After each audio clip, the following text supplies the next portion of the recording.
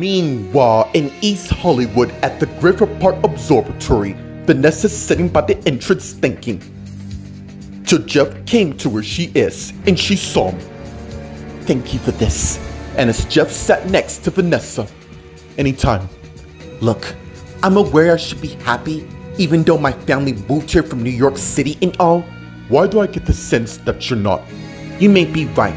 Then again, I knew this day would come. It's just I didn't realize it'd come so soon. What do you mean by that? Meanwhile, at the Edgewood Witch Manor in Sheldon's room, Sheldon's surprised to see his mom Rachel standing by his door. Mom, how are you feeling? I wish I knew. Can I come in? It's your house. And as Rachel came in and sat at the foot of Sheldon's bed. You know, you've been quiet the whole flight home and I just can't stop thinking what happened at the party. You know, the one you and Dad didn't want me to go. And yes, and your father and I reduced your restriction to 2 weeks due to the fact that you've been helping out moving here a couple weeks ago. I need to tell you something about that night. Meanwhile, at the Seabrook Motel in the bedroom as Nate finished getting dressed. And I see about to leave till Carly came out of the bathroom and saw what he's doing. Where the hell you think you're going?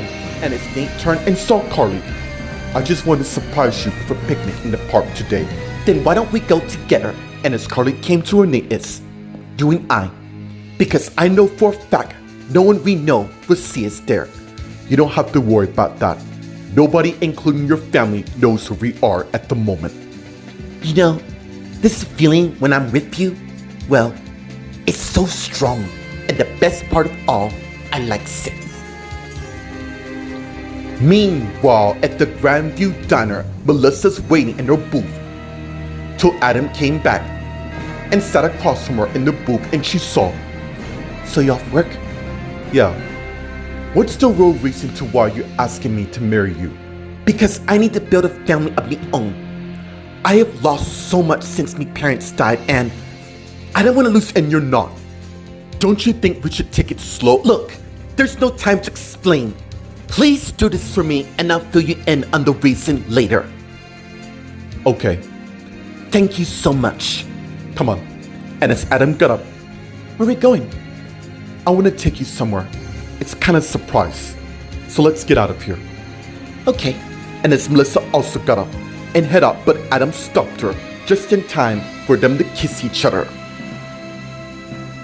Meanwhile, at the Los Angeles International Hospital, one of the largest hospitals in town, let's get to the main area where a young woman named Stephanie McKinley is finishing some paperwork. Till someone came to where she is. And she looked up and saw, Mom, you're about to go on lunch? Actually, I'm about to go right now. And as Stephanie went and put the paperwork in the cabinet and came back to where Mom is. You do know we live in the 21st century, right? Where you can put all that information into a tablet. Because in 10 years or so, that file cabinet won't exist. I know. Call me old-fashioned, but sometimes I still like to do some paperwork. Well, I'm just saying, it'll save you more time in the long run. And you do know, in the coming years, we're gonna have to stop doing that. Why don't we go have some lunch? Now you speak in my language. And as Stephanie and Taylor turn and head towards the dining room. Meanwhile, at the Whitman's house in the living room, as Carol and Jeremy are talking. You think with our daughters not to worry. The Grand Canyon is the safest place to be. We're gonna have to tell them the real reason before Allison or Ricky find out first, not to worry. We will tell them everything first thing tomorrow. Or you can tell us now. And as Jeremy and Carol turned and saw Allison and Ricky there. How long were you two here? We just got here, but that's not the point. The point is, Ricky and I both know you didn't just throw this trip out of nowhere and we wouldn't know the real reason. Look, whatever, you cannot backtrack on what you said, Dad, so don't even try. We heard everything. Jeremy, we need to tell them. Alright, the real reason to why we're going is, I got a job there. Meanwhile, at the Applegate apartment in the empty apartment in the living room, Thomas is looking at the portrait of him kissing Holden's wife on Yolanda's iPhone. When the hell were you gonna tell me? And as Yolanda put her iPhone up, I wanted to so. What stopped you? Cause obviously it must meant something to you. Wrong. It meant nothing to me. A lot has happened. I don't give a damn what happened at that party. The fact of the matter is, you kissed her and kept that to me, which tells me you can't be trusted at all. It was just a kiss. That kiss says we have no future together.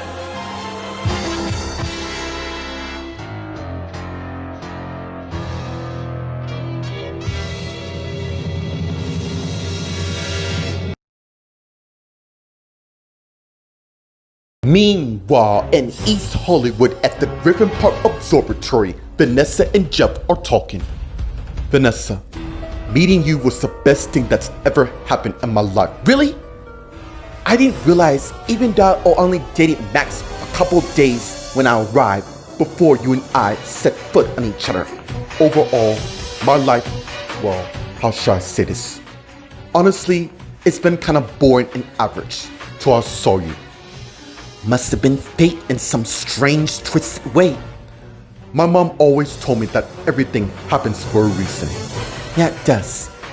Anyways, getting back to where we were. Seriously, you know you can tell me anything. I don't want to bore you with the details and be like wrong. Look, I know you and I only know each other for a short period of time, and I can see that you're going through a lot. I'm sure you do. The thing is, you don't have your family plastered all over the media, which makes living here really difficult as you know it. Meanwhile, at the Whitman's house in the living room, Carol, Jeremy, Ricky, and Allison are talking. Wait, you got a job? How did you manage that? Your father and I used to work there a long time ago. Interesting. Yeah, we wanted to surprise you and all. And now that you two know, you can rest easily. Please excuse us. And as Carol and Jeremy head towards the bedroom, just as Faith and Max came to where Allison and Ricky is. Who saw them? So they used to work there? Yeah, who would imagine? Thing is, I think there's more to what they're telling us. Meanwhile, at the Edgewood Richmatter and Sheldon's room, Rachel and Sheldon are talking. You can tell me anything. It's about that night. What about it? I've been thinking what happened if I didn't show up. I mean, I wanted to see if I could get a record deal. Your father and I told you we would sign you right after high school. The truth is, I had a text to show up if I wanted to. Wanted to what? Meanwhile, at the Baldwin Hills Park, Carly and Nate are sitting on the bench talking. Look, Nate, about that picture of Holden and me, it's fine. Obviously, his marriage was falling apart before the scandal. Yeah, of me being his mistress is all. I mean, the media could sure as hell ruin a person's life by spectating a rumor. That's negative energy coming from them, which we surely don't need. I just want all this behind us, because I could really kill Holden for doing this. Holden or Victoria can't ruin us ever, I assure you, just like no one will know about us being together. Meanwhile, unbeknownst to Nate and Carly, someone is watching them from afar. Meanwhile, across town, outside the Grand Diamond, Melissa and Adam came out. And it's Melissa looking at the ring on her finger. I can't believe we're engaged. That's what you wanted, right? You promised not to tell anyone what I'm about to reveal. Sure. The thing is, I've been getting threatening texts about what happened at that party, the one I went to in New York. What happened there at that prom? I saw Holden's father got shot, stabbed, or whatever by his mother, and let me guess, she noticed you saw the whole thing, right? Even though I was outside the room, she must have figured someone was there. But more importantly, she's blackmailing me to marry you, or she exposed Samuel as the one who tried to kill Ben. We gotta tell the cops. No, we can't. The only way to save Samuel is for you and I to get married till we prove that he didn't kill Ben. Meanwhile, at the Los Angeles International Hospital in the dining room, Stephanie and Taylor are talking. So, how's things with you? I'm fine without Peter in my life. I know how you feel about him and what he put us through, but overall, he's still my dad and your husband who's getting the proper help he needs. Yes, let's just hope it works out. Anyways, getting to you. How's things between you and Oliver? Well, we just started going out a couple weeks ago and I really like him, Mom, a lot. Didn't you say the same thing? But that's different. Besides, the only fact he was with me because of the sex, which has grown tiresome. Oliver cares about me a lot. I mean, I have never met a man other than a bad boy. That's just it, Stephanie.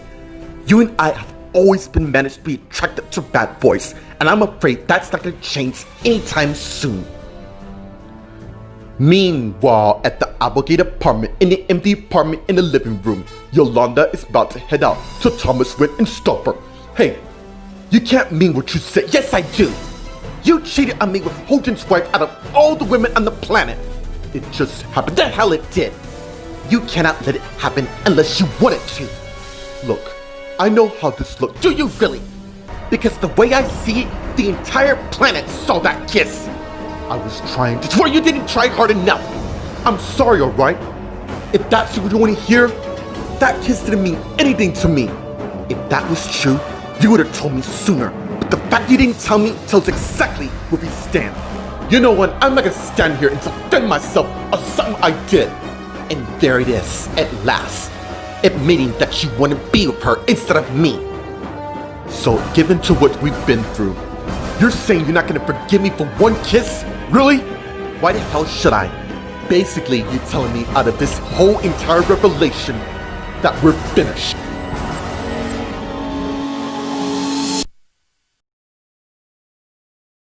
Meanwhile, in East Hollywood at the Griffith Park Observatory, Vanessa and Jeff are talking. Living here overall isn't that bad. Dude, you're one of the popular guys in school, including your brother Andrew Nightstill. In fact, you two are known as the Nightstill twins. The only difference is I'm varsity football and he's varsity basketball. I see. Why can't you be both? I don't give a damn about the popular. Shut up with that. You know you do when the crowd goes wild to see you land a touchdown. It gets your adrenaline going as you know it. Then why don't you join the cheerleading squad? We're talking about you, not me. But since we're at it, I might get it some consideration to make certain no girl would take you away. You don't have to worry about that. But there is one girl you should worry about. Who's that? My ex-girlfriend Chelsea. But you don't have to worry about her, since she won't be a problem. Same goes for you concerning my ex-boyfriend Oscar, who happens to live in New York City and wasn't really happy of me leaving, but overall, we're just beginning a new chapter of our lives. Meanwhile, at the women's house in the living room, Allison and Ricky are talking. You're still up for going? Of course I'm still going. You want to find out exactly what they're up to. I just want our parents to be safe. Is that a crime? Of course not. If you mean from the Cullen family, oh, no. Besides, they're after the other families. I just don't want us, and I'm sure we won't. But still, look, I gotta head to work. You mind giving me a ride? My car's still in the shop and all. Sure. Meanwhile, in Carol and Jeremy's bedroom, and as Carol closed the door and came back to bed where her husband Jeremy is. You know, it is so amazing how much information we can get from the kids through the years. Information? You mean either prying, manipulating, or blackmailing? Or, the best part of all, playing off that they suspect that we don't know, even though we do. That's our parenting style, the way I like it. Yes, I do. Anyways, Faith and Max have gone to their respective spots, which leave the entire house to us. I likes the way you think. The question is, what should we do about it? And as Jeremy got his iPhone out and Bluetooth some lyrics to stir right now. What about this? To take it ease off. And as he put the iPhone down just in time for Carol and Jeremy to begin kissing each other. Meanwhile, at the Edgewood Rich Manor in Sheldon's room, Rachel and Sheldon are talking. Sheldon, You know you can trust your father and I with anything you say. I didn't realize that Holden's marriage was falling apart, and now the media blames Carly, Thomas, and Lucy. Getting back to the reason you wanted to, it said if I didn't show up, it was gonna ruin my chance in the music business in the future. So it was blackmail for you to be there.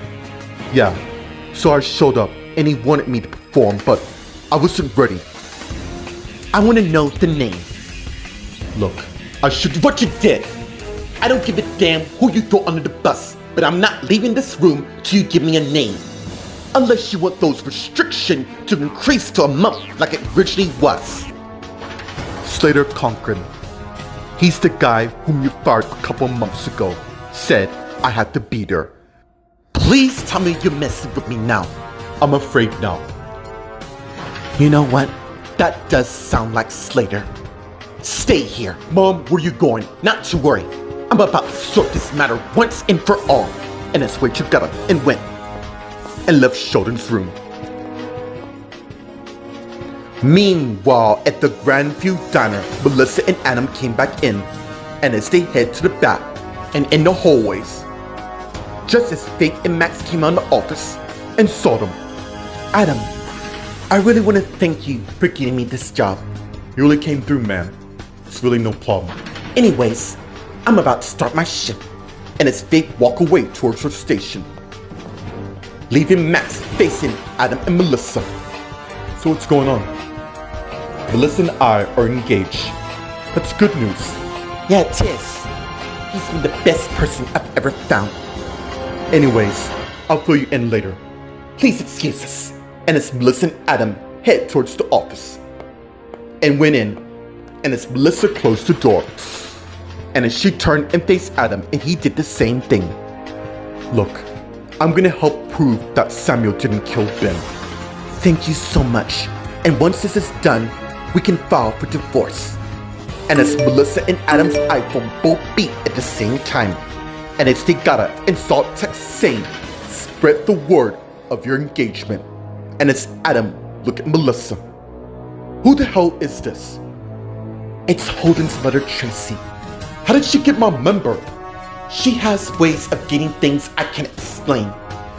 Thing is, I think I should inform you more to what happened that night.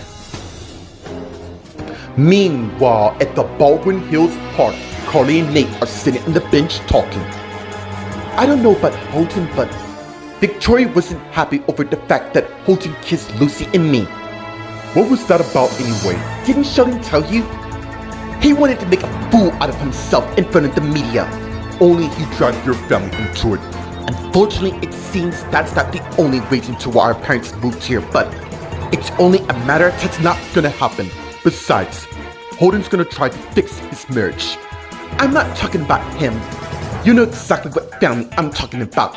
But the thing is, I think it might be too late. In fact, he just wanted a reason to get out of his marriage. And thanks to my sister and I, he's got it. So the question is, who's Holden really after? Lucy or you? Even with me, I'm with you, and there's no way that's gonna change. Meanwhile, the person of fraud who's been watching Carly and Nate is revealed to be Victoria Grimes, who's secretly recording them on her iPhone. Meanwhile, at the Los Angeles International Hospital in the dining room, Taylor and Stephanie are talking. I don't get it, Mom. Why are we always attracted to bad boys? I'm afraid that's in our DNA. It's always been like that, and it's never gonna change. Well, Oliver's not like the others. He's really sweet, and I likes that a lot. Do you really, Mom? I'm serious. I want to change in my life. Well, I'm just saying the truth of how it is, because no matter how genuine and sweet Oliver may be, you and I both know you want something more than just calm waters. Maybe it's time we try something new. I mean, change is good. I suppose so. Trust me, it'll work. I hope you're right, but I gotta meet this Oliver and be the judge myself. And you will soon. Meanwhile, at the Applegate apartment in the empty apartment, Yolanda and Thomas are talking. Really? You're not even giving me an answer? So this is the end of us. I don't like this any more than you, but the fact is, everyone saw that kiss. I just can't get past that. Look, I know you love me, but I'm afraid it's not enough for me. Yolanda, I am begging you. Please let me make this up to you. I'm sure you can, but all the begging and gorging won't do squat to the damage that's already been done. So that's just it.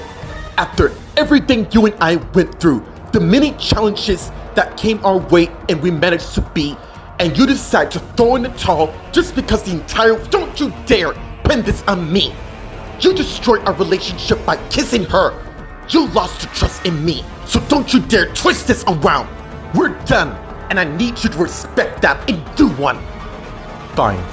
Just so you know, I am not giving up on you and I, because I know for a fact that we'll be together. You're dreaming. And it's Thomas' turn and head out the apartment. And as Yolanda head towards the balcony and looked below and saw the contents of what happened outside, soon she saw Thomas heading towards his car. And as he got in and drove away, and as Yolanda head back in and got her iPhone out and pull up the picture of Thomas and Victoria kissing each other. Mark my words, Victoria and Thomas. One way or another, I'm gonna make certain the both of you pay for what you've done.